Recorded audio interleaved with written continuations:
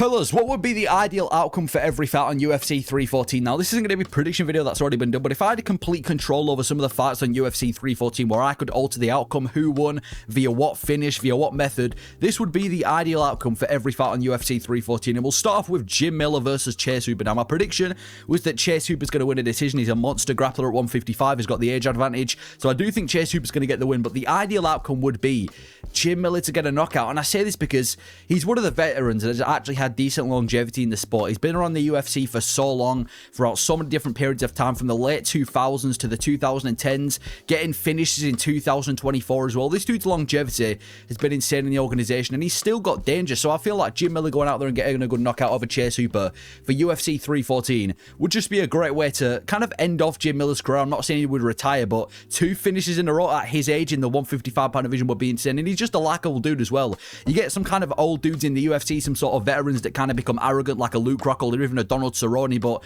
Jim Miller's just such a likable dude. And we've seen guys like BJ Penn, Tony Ferguson, Frankie Edgar, and Alexander Gustafsson go on these huge downfalls. I don't want that to happen to Jim Miller. I want to see Jim Miller go out on a high. I want to see Jim Miller have a good end to his UFC career and beat Chase Hooper. Now, it's not going to affect the 155-pound division too much because, yes, Chase Hooper's a fun prospect, but I don't think he's ever going to be anything crazy. I get it, he's got elite grappling. He might even be lucky enough to break the top 15 at some point in his career, but we've seen him get beaten up by lower-level fighters before. Yes, he might have been in different divisions, and yes, he's definitely improved since then, but I don't think anyone's looking at Chase Hooper as if he's going to be the next big thing at 155. A little bit one-dimensional. So Jim Miller ended off his career, well, not that this is going to be his retirement fight, but towards the end of his career, getting a good knockout over Chase Hooper, I think will be a perfect Jim Miller performance, because you just want to see Jim Miller do well in his career at this moment in time. We've seen him take big beatings like the one last year against Bobby Green. He's coming off a win over Damon Jackson. If Jim Miller on pay-per-view can go out there and knock out Chase Hooper, that would be the ideal outcome, because you want to see these, like, it's very rare that we see these veterans actually do well in the UFC. So I'm hoping that Jim Miller can go out there and get a knockout, but I'm predicting that Chase Hooper's going to get the job done. Then for the number 1 contender fight in the women's division, Xionan versus Virna Jandiroba. My prediction was that Virna Jandiroba was going to win a submission, and that would also be, in my opinion, the ideal outcome. I think Virna Jandiroba by submission would actually be very beneficial, because we're in a spot where Zhang Weili is that dominant of a champion that there's not much competition in the strawweight division. Obviously, the Shevchenko fight's temporarily off the mark because she's got a fight booked with Fury, but you look at the entire top 5 of the strawweight division, Weili's not only beat but dominated everybody in that division apart from Virna Jandiroba. She's the only one left. Virna Jandiroba's the only contender. She's on a huge winning streak. Well, not a huge winning streak, a 4-fight winning streak in the UFC. And she's a top contender, and I think stylistically it's a fun fight. What does Zhang Weili like to do? She likes to take the fight to the mat and dominate. What does Virna Jandiroba like to do? She likes to take the fight to the mat and dominate. I actually think she'd be a massive submission threat to Zhang Weili. And obviously we've seen Zhang Weili versus Yang Xiaonan before. As good as it would be to see a rematch, we've seen it before, and Yang Xiaonan got knocked out, submitted, and lost a decision in the same fight. She got dominated in that fight, got finished at least twice, and on top of that lost a decision. It wasn't even close or competitive. So to spice up the women's strawweight division, it would be nice to see Virna Jandiroba go out there and get a good submission win over Yang Xiaonan, who's kind of known to be a decent anti-grappler, at least from a wrestling perspective. So Virna Jandiroba to submit Yang Xiaonan and become a new contender for Zhang Weili would, in my opinion, be the ideal outcome. Then for the prelim headliner, Danny Ige versus Sean Woodson. My prediction was that Danny Ige was going to clip, or no, I think I picked him to win by decision. That Danny Ige wins a decision over Sean Woodson, but I think for the sake of the featherweight division, Sean Woodson going out there and getting a KO would be more beneficial for the division. Now, I know there's a lot of people that don't really like Sean Woodson. They think he's a bit arrogant, and obviously he had that massive robbery win over Alex Caceres, where people didn't think he deserved to win. So again, it's not like I'm expecting Sean Woodson to become a title challenger, but you look at Danny Ige, I like him, I respect him, you know, that 3 hours short notice for Diego Lopes, but the dude's 0-6 against current ranked featherweights. This dude, every single time he faces a ranked featherweight, he ends up losing, and he's kind of just got that status of being a bit of a gatekeeper in the featherweight division at this moment in time. And yes, he's a fun fighter. Yes, he's dangerous. Yes, and he's making competitive against these featherweights, but, you know, he's a bit of a gatekeeper, and he doesn't really do much for the featherweight division. Whereas I feel like if Danny Ige was to win, you've just killed another prospect in Sean Woodson, and, like, who actually does he fight next? Giga Chikadze? Yusuf Salal coming off a win? Maybe an Aljamain Sterling? Whereas if Sean Woodson wins, and he gets a good knockout against Dan Ige, he's going to be a bit of a prospect in this division, riding a huge win streak, 14-1, knocking out a guy like Dan Ige. Is going to be a new, fresh contender in the featherweight division, and we've got a lot of featherweights leaving the division, which we're going to get into in a second. So I would pick Sean Woodson to get a good knockout over Dan Ige, this lanky dude in the division that seems to have a bit of pop in his hands. If he can go out there and get a good finish over Dan Ige, which nobody ever really seems to do, that would be huge for the career of Sean Woodson. A new prospect in the featherweight division, some new excitement in the division, because I feel like Dan Ige, even though I respect him as a fighter and I like watching him fight, you know, he just goes out there and throws it out every single time. He is a bit of a gatekeeper in this division, and I am somebody that will prioritize prospects over gatekeepers at this moment in time. So Sean Woodson by KO. Then for the main card, Dominick Reyes versus Nikita Krylov. I predicted Reyes to win a decision, but I think the ideal outcome would be 100% Dominick Reyes winning by KO. This dude's had a complete career turnaround. If Nikita Krylov beats Dominick Reyes, he's already lost to 3 dudes ranked above me. He lost to Rakic, he lost to Blachowicz, and he's lost to Magomed Ankalaev. He remains a top 5 gatekeeper. I don't see him becoming a title challenger. I reckon he'd just be a gatekeeper in the top 5. He doesn't really have a huge fan base that's rooting for him. Not that people dislike Nikita Krylov, but he doesn't have that huge fan base. Quite an inactive fighter. He hasn't fought since, I think, what was it, like March of 2023, and he's not stylistically fun for anyone. Yes, he has a bit of a grappling threat, but I feel like Nikita Krylov winning would kind of just be not so much on Nikita Krylov, but more on, you know, Dominick Reyes has cracked his winning streak, he's back into the losing column, and whatever, Nikita Krylov's back on a winning column as well. But if Dominick Reyes wins, he's gone from a 4-fight losing streak where people thought he was washed to a 3-fight winning streak. Not only a winning streak, but a finishing streak as well of just 3 straight KOs. He went from being the guy who's done and needs to retire, his chin is way past its sell by date, he's got nothing less to offer, to being the guy who is 1 fight away from a title shot. I genuinely believe at this moment in time, if Dominick Reyes beats Nikita Krylov in good fashion, he's 1 contender away from a title shot. Dominick Reyes been on a winning streak in 2025. I mean, he's already on a winning streak, but to be on a 3-fight winning streak within the space of a year would be a huge career turnaround for Dominick Reyes, and the only guys above him that he's lost to is Blachowicz and Yair Prochazka, 2 of some of the best in the division. There's still a bunch of fun fights, like a Khalil Roundtree, a Jamal Hill, a Rakic and Ulberg, and even though you may favour those guys, Dominick Reyes on a 3-fight win streak in 2025, yes please, get Dominick Reyes back in the winning column. So it would be nice to see him knock out Nikita Krylov. Again, nothing against Nikita Krylov, it's not like he's necessarily a gatekeeper, but I don't see him becoming a top contender. I can see him being a bit of a gatekeeper specifically for the top 5, but I think at this moment in time, Dominick Reyes getting a KO would just be a bit of a feel-good win. You know, to get a Jim Miller KO and a Dominick Reyes KO in the same night would be pretty good for UFC fans. So Dominick Reyes by KO would be the ideal pick. Then we've got Yair Rodriguez and Patricio Pitbull. My pick is Rodriguez to win a decision. I don't really know how good Pitbull is going to look at 37 years old, out of his prime, making his UFC debut, but my pick would be Patricio Pitbull by KO. Yair Rodriguez, at this moment in the top 5, he's lost to Alexander Volkanovski in dominant fashion. He lost to Max Holloway in dominant fashion. He got submitted by Brian Ortega. He hasn't fought Diego Lopes and Movs or Evloev with absolutely mauling because Yair Rodriguez is extremely one-dimensional. If you look at the only top featherweights right now in the 155 division, or some of the top featherweights, Max Holloway and Elite Topuria are both leaving to 155, and so is Brian Ortega. That's 3 featherweight top contenders and a champion that's leaving the division. The only other top featherweights we really have in terms of new contenders is Lerone Murphy and maybe Arnold Allen. Apart from that, there's not much fresh blood at the top of the division. So I feel like for the sake of this division, Patricio Pitbull would spice things up, kind of like when Michael Chandler knocked out Dan Hooker to become a top contender.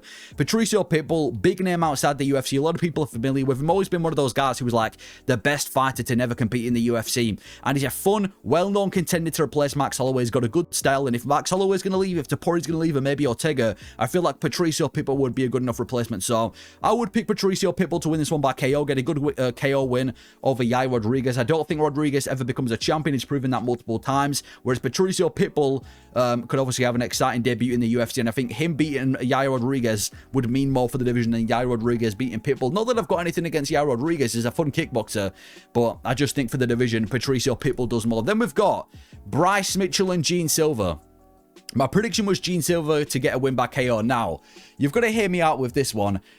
I think the ideal outcome would be, and I know I keep repeating myself, but it would be Gene Silva to win by KO for the sake of the featherweight division. I understand. Right, Gene Silva, a lot of people think he's annoying. A lot of people think he's doing too much, especially at that press conference. And Bryce Mitchell's kind of gained a fan base off the back of Gene Silva being annoying and the fact that he's just a comedic guy in general. So I understand. I'm not saying I want Bryce Mitchell to be flatlined for a year and go out like he did when he fought Josh Emmett, but You look at the featherweight division, again, like I already discussed before, there does seem to be a shortage of top contenders. Bryce Mitchell's checklist, has he got a fan-friendly style? No, he doesn't. He's been booed at a lot of his fights. He hasn't really got a high finishing rate on the ground. I know we just knocked out Kron Gracie, but we're talking about a Gracie.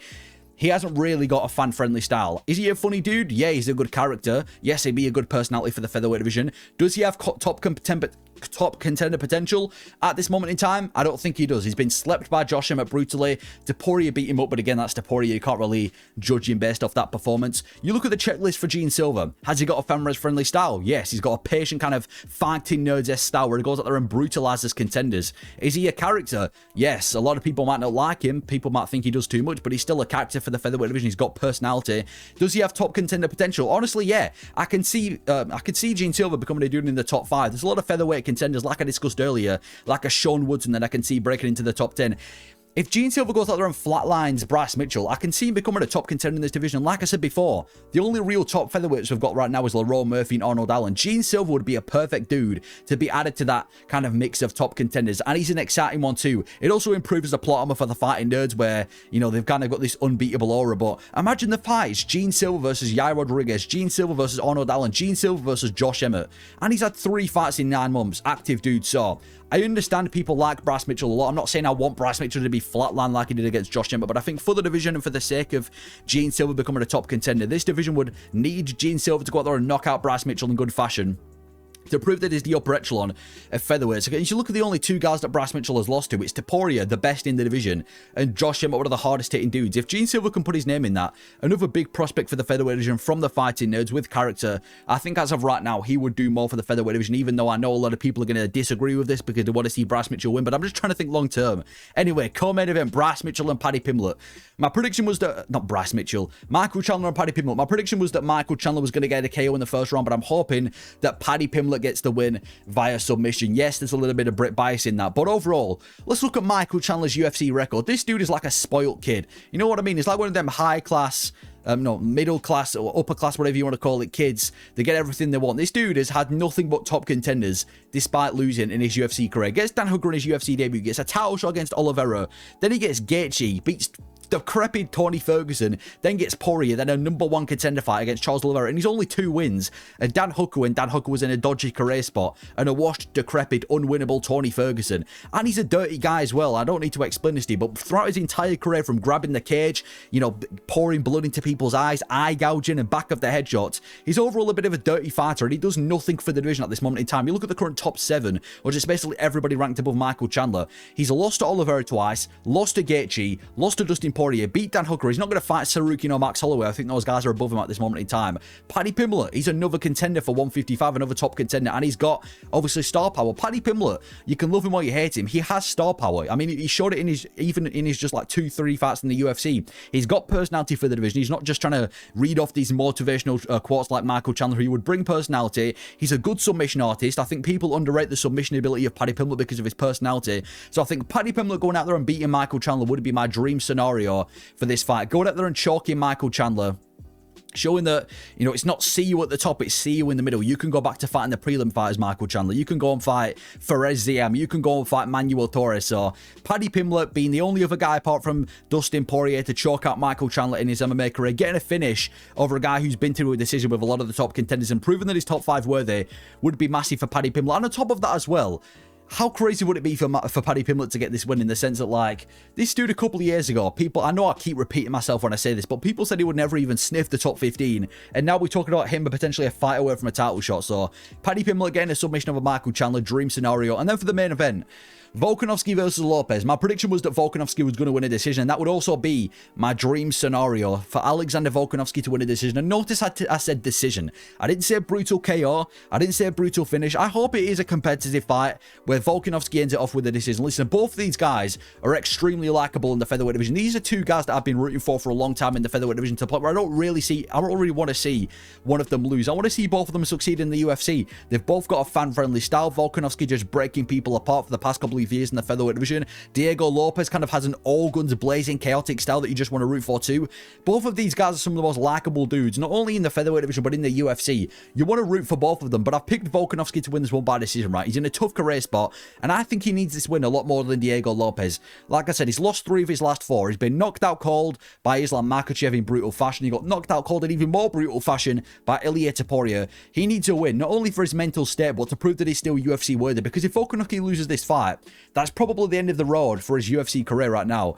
And if he is the champion, he's got the choice. He can retire on a win, which I don't think much people would complain about, because at least he's coming off a win, or he can continue to, you know, he's a Volkanovski title runner, can continue to defend the belt against other up-and-coming contenders. And Diego Lopes losing, the dude's only 30 years old. He can still build himself back up. It's not like he's never going to become a champion again, you know, if that was to happen. So I think Alexander Volkanovski to win by decision would be my ideal scenario for this fight. Getting a good competitive fight where they both have moments, they both go out there and scrap, but ultimately Volk gets the belt back would be my ideal outcome for this fight. So what could the UFC look like after this card? Number 1, featherweight could be booming. Volkanovski's a champion again. Everybody's happy. Patricio, Pitbull's another top contender. Gene Silva's another top contender. You've also got the other guys like Lerone Murphy, Evloev, Allen, and Diego Lopes. If you want to chuck Sean Woodson in there, if he gets a good KO over Dan Ige, featherweight would be absolutely booming. So I think for the sake of that division specifically, there's a lot on the line in this card. Number 2, Pimblett shakes up 155. Paddy Pimblett, a guy who's going from a prospect to a contender. Again, nobody ever really saw this coming. He could shake up this division, being up there with the likes of Poirier, Gaethje, and Charles Oliveira. How has Paddy Pimblett got up there with those guys? I have no idea. But again, Michael Chandler, see you at the top. Nah, see you in the middle, bro. Go and fight for Xionan. Go and fight Manuel Torres. Go and fight Mateusz Rebecki. You know, there's all this talk about Michael Chandler being a top fighter when getting nothing but gifts. Him losing to Michael Chandler would kind of put the final stamp in that Michael Chandler's not a top fighter at 155, and he's been beaten by fat, overweight Paddy Pimblett, the guy who people say isn't taking it seriously. People, you know, saying he's never going to go far in the MMA career. To beat Michael Chandler would just be, I think, quite funny to see. So Pimblett shaking at 155. Number 3, hope exists in the UFC for Volkanovski to become a champion, for Dominick Reyes to become a top contender, and for Jim Miller to be still on winning streaks in 2025, all in the span of one card. I think would be massive for the UFC, and it shows us that hope still exists. So that would be, in my opinion, the ideal outcome for every fight on UFC 314. Let me know if you agree or disagree with some of these outcomes. I think there's going to be a lot of disagreements on the Gene Silva Bryce Mitchell one, but let me know your thoughts. Thank you for watching.